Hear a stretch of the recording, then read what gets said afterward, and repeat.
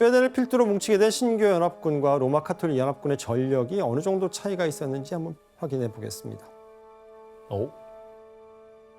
카톨릭 연합군 왜 이렇게 늘었어? 그러게요. 늘었네요. 자, 당시 로마 카톨릭 연합군은 어느 때보다 많은 병력인 14만여 명, 와. 내지는 많게는 15만 명으로 전쟁에 나섰습니다. 근데 그에 비해서 신교 연합군은 스웨덴군이 주축이었고 로마 카톨릭 연합군에 비해서 뭐 한 절반 정도, 뭐 3분의 1 정도 규모의 병력에 그치고 있었습니다. 아 근데 초반보다 아예 기세가 역전됐네요. 처음에는 신교 연합군이 훨씬 많았는데. 예, 스웨덴이 자신하기에는 좀 병력 차이가 좀 난다라고도 볼 수 있는데 네. 구스타브 2세는 적은 병력을 갖고 효과를 증폭시킬 수 있는 방법을 갖고 있었어요. 어떻게? 일당백? 바로 무기를 자기들에 맞게 개량했던 것입니다. 스웨덴은 무기전에서 가장 중요한 건 바로 이 기동성이라고 판단했고요. 그래서 전쟁에서 빠른 공격은 기본이고 긴 원정길에서도 지치지 않기 위해서 무기를 가볍게 만드는 게 중요하다고 보았습니다. 그렇죠. 자, 그렇다면 과거에 어떤 무기를 들고 전쟁에 뛰어들었는지 영상으로 확인해 보겠습니다. 암살 무기들 아니야? 바로 머스킷이라고 하는 총입니다. 머스킷총?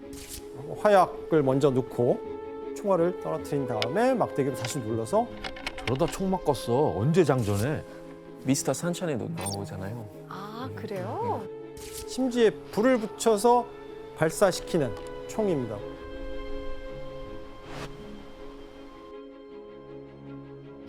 우와, 쏟아 놀리겠다. 아, 무섭다, 총이. 네, 와. 총 길이만 한 1m 80, 180cm고요. 180cm요? 진짜 길다. 이렇다 보니까 무게가 7kg 내지 10kg에 달할 정도로 무거워서 그냥 들고는 사실 쉽게 사용하지 못하는 받침대에 지지해서 써야 되는 그러한 불편함이 있었던 총이었습니다. 소형 대포네요. 하지만 구스타프 2세는 이 머스킷을 개량해서 이동성을 높이게 됩니다. 즉, 총 길이를 118cm 정도로 줄이고 무게는 한 5에서 6kg 정도 사이로 축소시켜서 총기의 60 내지 70%를 이 가벼워진 머스킷, 신형 개량 머스킷으로 바꾸어 버립니다. 전투력이 세졌겠어요. 다니엘 씨, 당시 그 머스킷 총에 대한 반응이 어땠어요? 사실 일단 비싸요.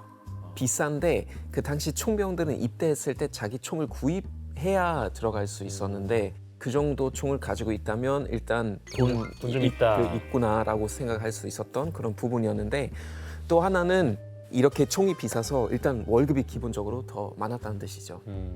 그래서 그 당시에는 머스킷 들고 술집 들어간다 그러면은 대스타였어요. 그러니까 뭐 지금으로 치면 좋은 차 끌고 다 들어가는 그런 느낌이구나. 네, 그런 느낌이었죠. 게다가 당시에는 말을 타고 전장에서 싸우는 기병들이 있었는데 이 기병들은 머스킷의 단점을 보완한 총을 사용하고는 했습니다. 바로 휠락 피스톨이라고 하는 총인데 어떤 총인지 보겠습니다. 이게 훨씬 편할 것 같아요. 이야. 머스킷은 심지에 불을 붙여서 사용해야 되는 반면 휠락 피스톨은 방아쇠를 당기면 태엽이 돌아가면서 총기 안에 해머하고 마찰이 일어나요. 야, 머리 조심해라. 머리카락 탄다. 라이터에 부싯돌로 불 붙이는 거하고 이제 비슷하다라고 생각하시면 되겠고요. 아, 라이터. 그래서 화약에 불이 붙어서 발사되는 그런 시스템입니다. 기병들에게는 머스킷보다 작동 방식이 훨씬 편해진 거는 사실이지만 가격이 얼마나 됐을까요, 이거? 엄청 비쌌을 거예요. 그렇죠. 사실 귀족이라고 해도 아무나 가질 수는 없는 그런 무기였습니다. 전해지는 얘기에 따르면 당시 휠락 피스톨 한 4-5정이면 집 한 채를 살 수 있을 와. 정도였다고 하니까 우와. 이럼에도 불구하고 휠락 피스톨은 고장 때문에 불발되는 일이 잦았습니다. 자, 불발되면 군인들은 이 무기를 어떻게 활용했을까요? 몽둥이. 그렇지. 몽둥이로 사용한다. 규현 씨 정답입니다. 아니 그럼 너무 쉬워요. 뭘로 써요 그럼 그거를? 그걸 뭘 써 뭐? 네. 그치, 그치. 한번 볼까요? 아예 만들었네. 그렇죠. 총구가 아닌 손잡이 부분 보이시죠?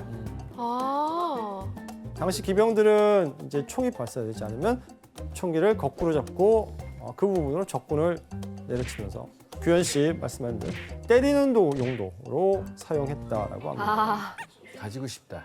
그리고 이때 스웨덴의 구스타프 2세에 의해서 개량된 또 다른 전쟁 무기가 있는데 어떤 무기인지 그림을 보겠습니다. 와, 개량을 거듭하네. 대포다.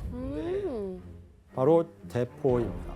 당시 대포는 이제 철제로 만들어서 뭐 무게가 1,800kg, 2,000kg, 1.8톤, 2톤에 달할 정도로 엄청나게 이제 무거웠는데 구스타프 2세는 기존 대포의 한 10분의 1 정도, 250kg 가량의 레멘츠 스티케라고 하는 대포를 만들어냅니다. 우와, 이건 기술의 발전이 중요한 역할을 했네요. 이 게다가 대포 아래에 있는 저 동그란 소똥 같은 거 보이세요? 네. 네, 저게 이제 포탄입니다.